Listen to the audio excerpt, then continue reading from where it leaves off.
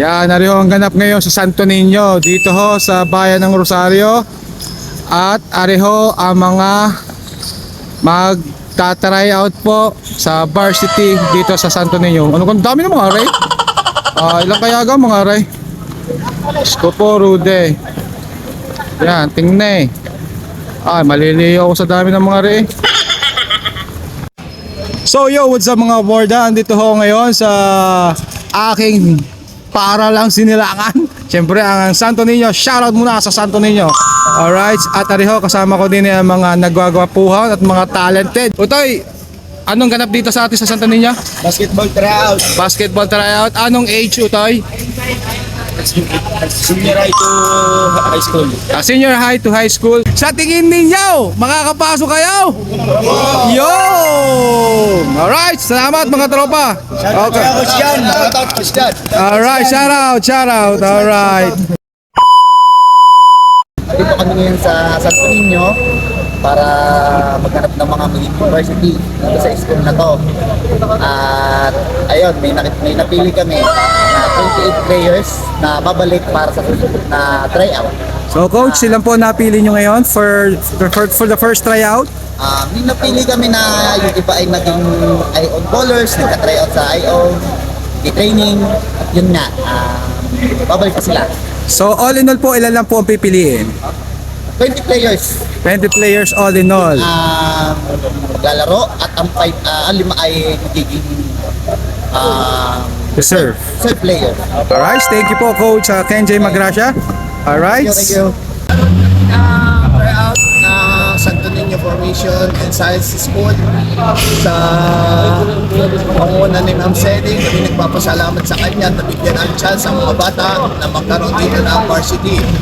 Ito ay pipili kami ng 15 players na magsisilbing representative ng Santo Niño sa mga darating na paglaban nila ng municipal meet at sa mga iba pang liga. Yun lang po at maraming salamat.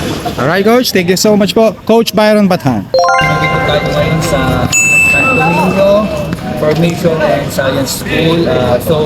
Nagkaroon tayo dito ng tryout para sa mga estudyante, high school student.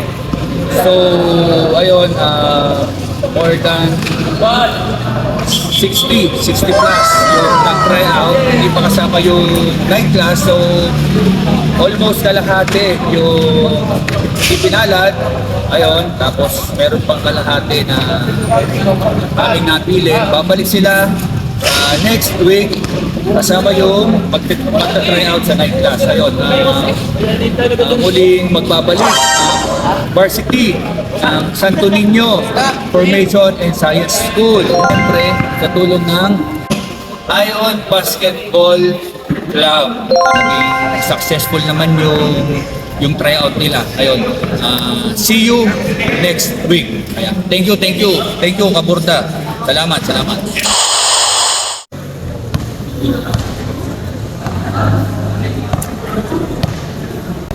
So yan, prepare po ng ating mga butihing coach ang gagawing drills for the tryout. So I'm not sure kung magkakaroon po tayo ng laro. So by batch po yan. First 20, second 20, third 20 hanggang sa maubos po yung mga possible tryouts po natin ng mga players. So yan po yan.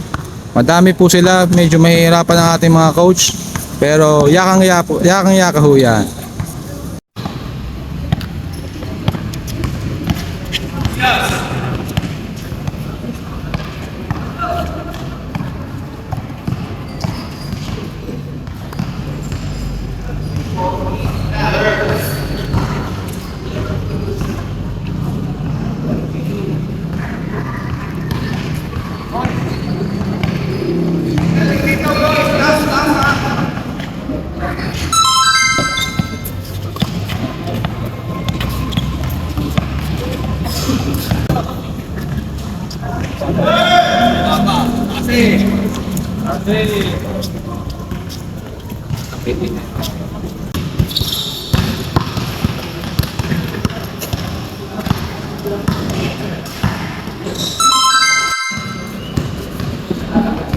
Exile, ball.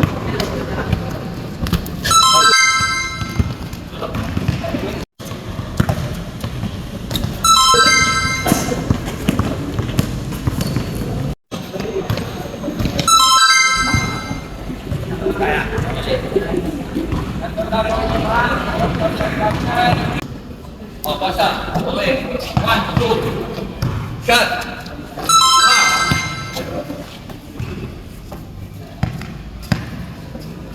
Para makita natin kung paano. Punta. 1, 2. Shot. Medyo mahirap pa rin tryout na rin. Kung di daw makaka-shout, ay hindi makakapasok. Ay siya, galingin ko tayo shooting.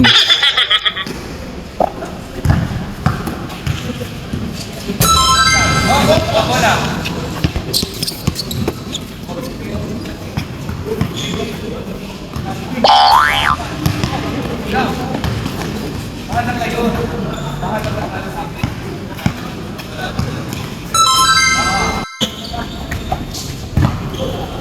One, three, four, six,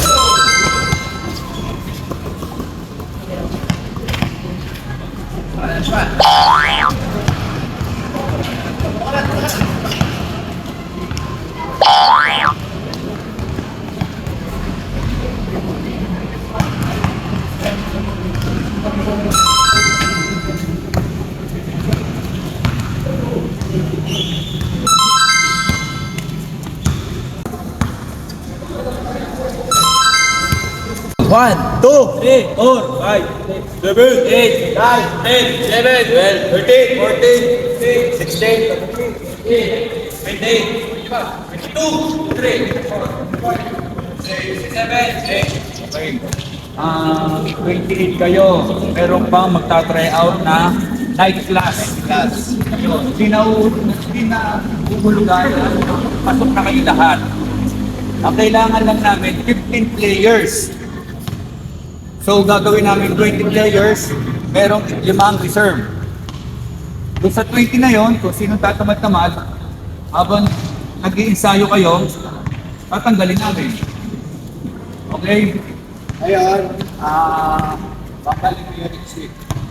Tapos, tingnan namin ang schedule ng ganun pa rin ang proseso. Tatanggalan pa rin tayo. Ha? Kasi kung may deserving ka ng mga player yung night class, yun natin ipapasok. Sabihin na, kuha na kayo. Coach, thank you. Huwag pa rin kayong magiging kampante ha. About dun sa pinakita nyo kanina, kayo ay binigyan lamang ulit ng pagkakataon na improve pa. Tulad yan, may ano pa ng night class, pag yun mas better sa laro nyo. Yeah. Ha? Tsaka ito lang masasabi ko, boys. Kung magiging varsity kayo, huwag pababayaan ang pag-aaral. Kasi kung bababa ang academics nyo, tatanggalin namin kayo sa varsity. Paliwanag. Yes.